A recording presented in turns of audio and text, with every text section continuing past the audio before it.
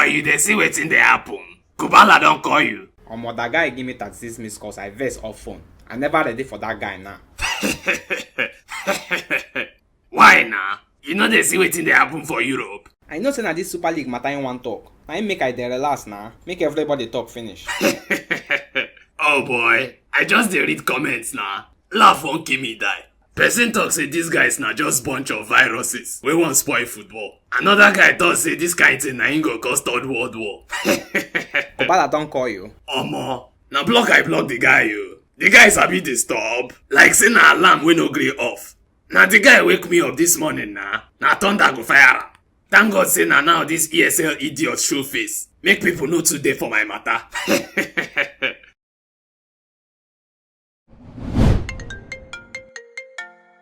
Ole, how far now? This one will remember me today. Hope say all day well.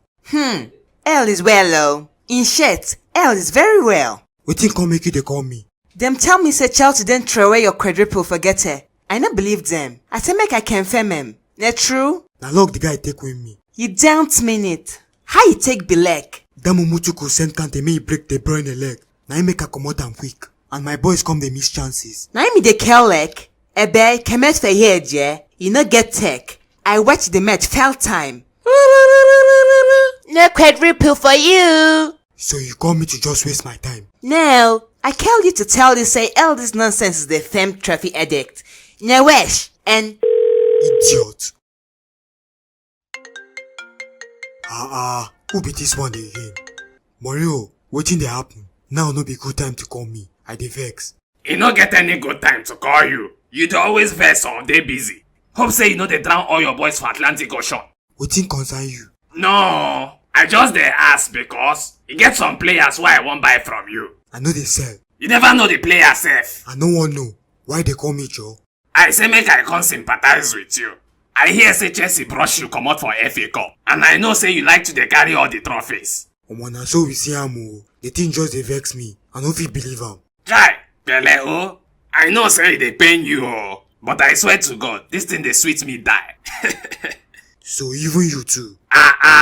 Person don't troll you before. See this mumu man o. Your only reliable striker don go injury. You no get up to qualify for any European football next year. God forbid. And I go still trash you for Carabao Cup final. You dey here dey try throw me. You no fit trash me. You say wetin? I say you no fit trash me. That cup na my cup. I go die first before you win me. Better start dey dig your grave.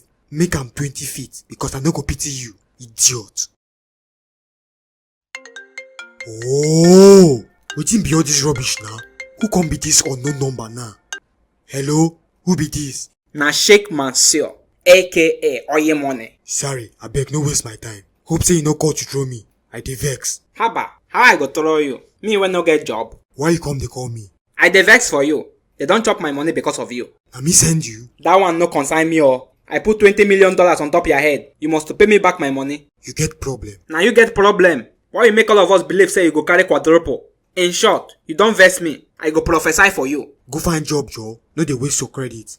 I be one turn pastor. PSG go beat you for Champions League. I be carry your nonsense prophecy comot for here, Joe. About prophet. You dey call me about prophet? See your head like quadruple. Quadruple idiot.